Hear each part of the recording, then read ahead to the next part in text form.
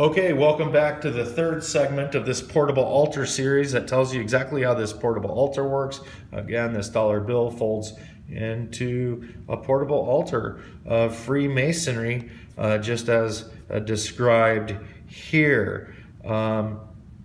And I hope you enjoyed those two creepy videos that I showed you how they charged themselves, this Carol Poke Runyon and his fellows, with these demons. And I believe that's what, when I showed you, go back and watch in some of the Vegas Exposed series, which a lot of them have recently been removed.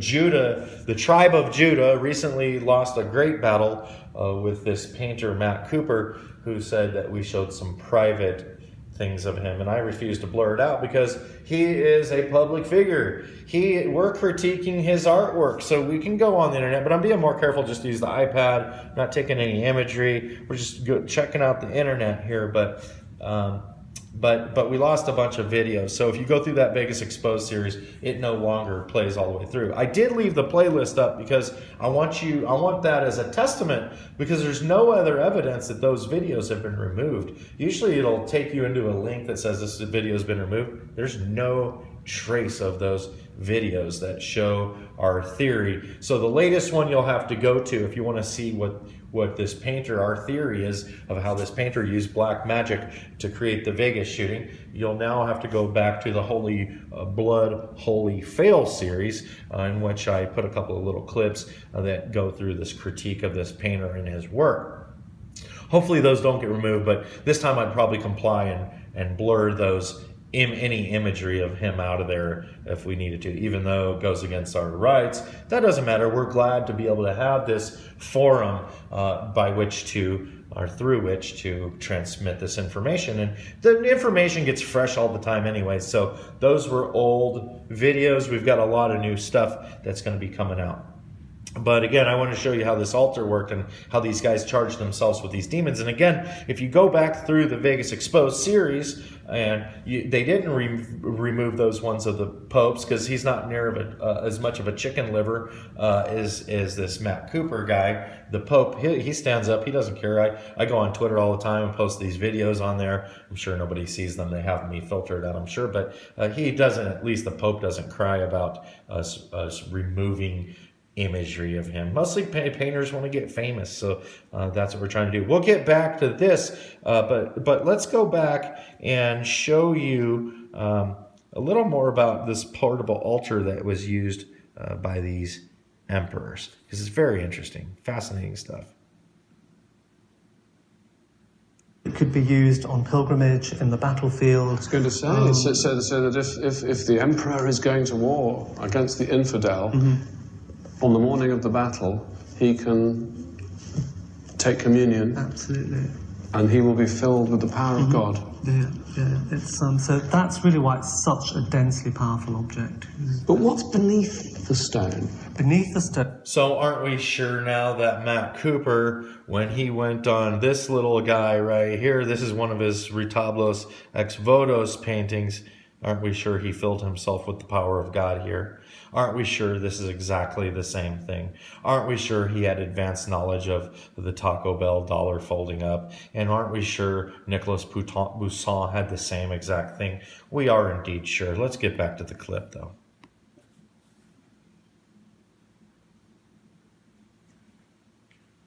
Relics of some 40 saints. 40 saints? 40 saints, yeah. So it's an incredibly powerful object for that reason. So how long has the museum owned this extraordinary thing? It was acquired in 1902. And did you know from the beginning, did the museum know that it contained all these relics? I think we probably suspected that it did, but we didn't open it until the late 70s, early 80s. Have you seen the contents taken out? I haven't seen the contents taken out. This will be the first time that I... Now get ready for this, because just as the Vegas victim's blood was shed alchemically, putting that blood on your portable altar, on your $1 bill, that folds up into the Retablos, they did you the courtesy of showing you, they're about to show you how they did the same for the people who were killed and the parts that were collected for this creepy altar. And remember, the Vatican itself is built over the grave of Peter, all the Christians who were killed at at Nero's and Caligula's circus, where a chariot racing event turned into a blood sport. Are you looking forward to it? I'm looking forward to it very much, yeah. I can't wait. Look at the reflective quality on the stone for any kind of scrying. Incredible. But yeah, they use the wine so they could see their own image too. There's a lot of different facets to this. Look at their lust. Look at their lust as they look over these objects, and look at how long they've been packed up in there. It's amazing. I hadn't imagined that they'd all be sort of scrunched up together in that way. I thought it was going to be sort of more... It's a very compact arrangement, yeah. It's like you couldn't get another one in there.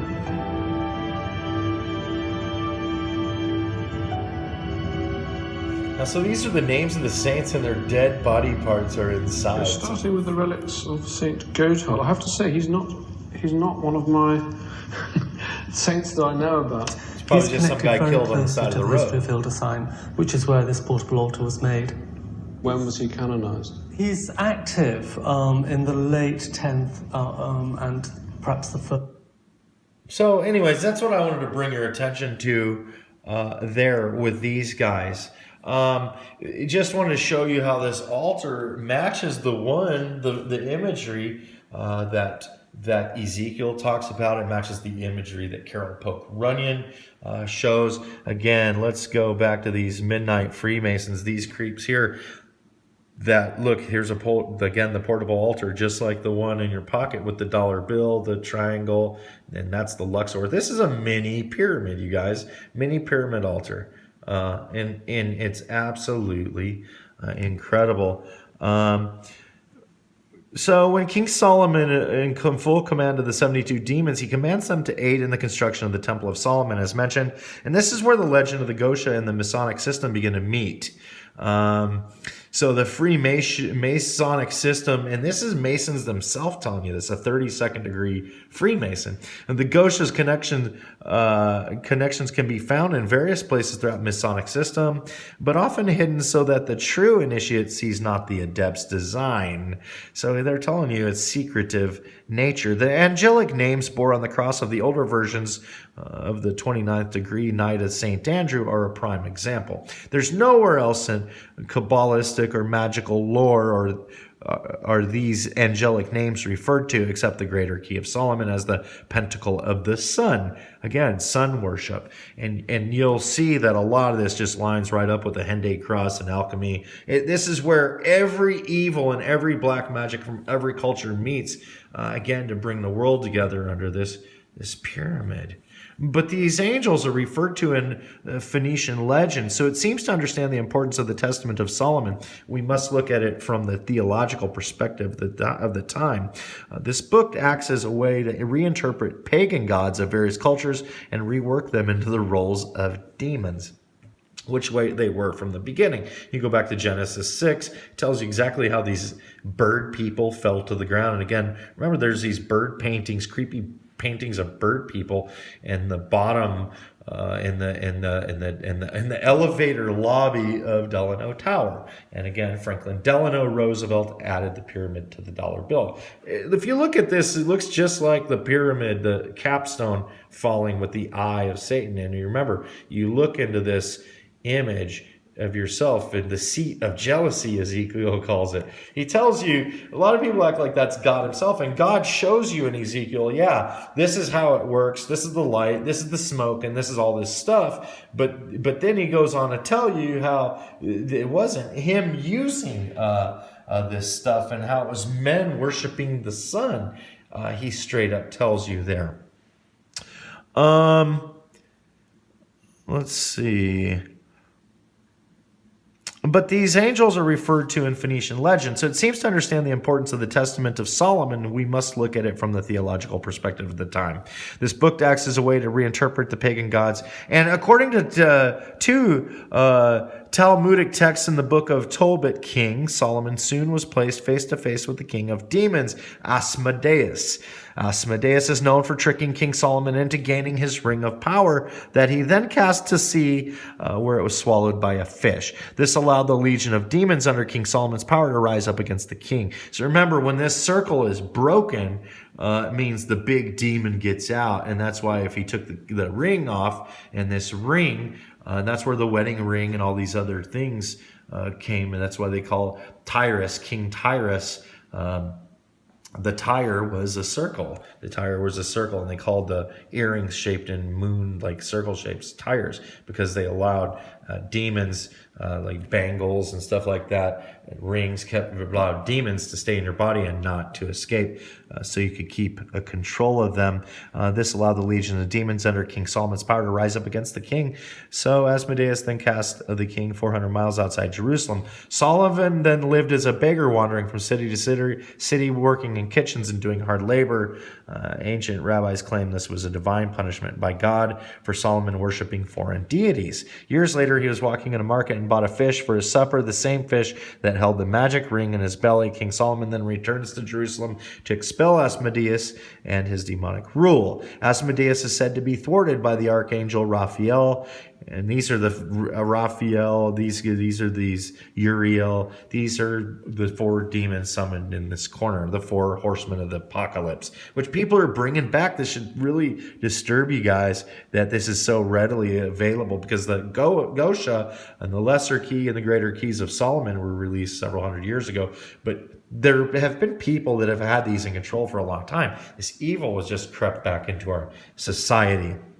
And we're going to watch the culmination of it. Could people be throwing fireballs at each other? They certainly could.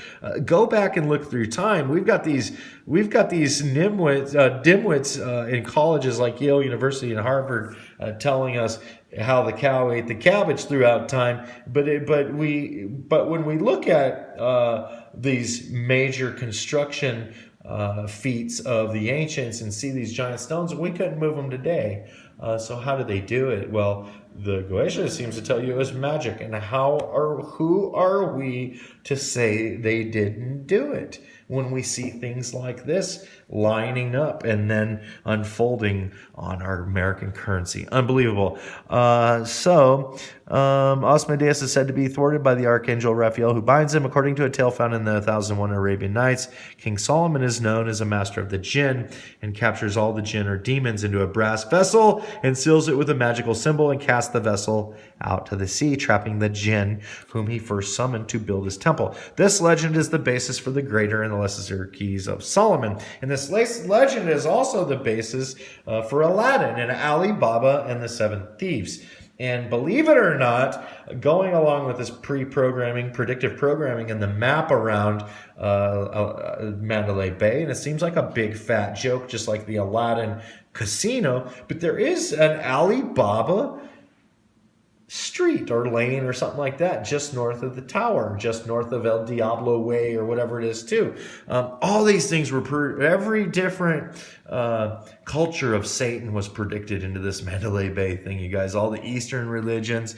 I'm going to show you later that this Carol Polk Runyon used to use these paintings of these Babylonian deities turned Hindu deities, because Babylon was so close to the Indian continent and those people that there's many, as I've told you in my books and my writings and my shows, there's many of festivities and things, parades that still go down the streets of India that haven't changed at all since those ancient times in Babylon. We know this from the stone reliefs that in libraries of information we've dug up from ancient Babylon. But again, Alibaba Street, just right on the map. And I'd show you pictures of all this stuff, but I'd rather get you the information fast. And if you doubt it, go look it up for yourself.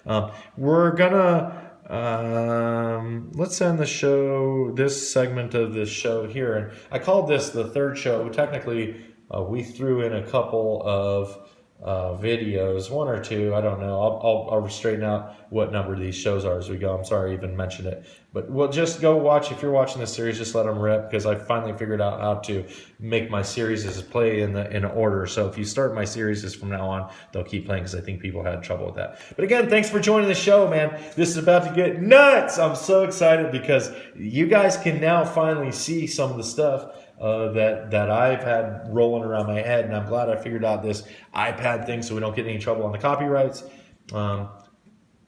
We'll see you back soon.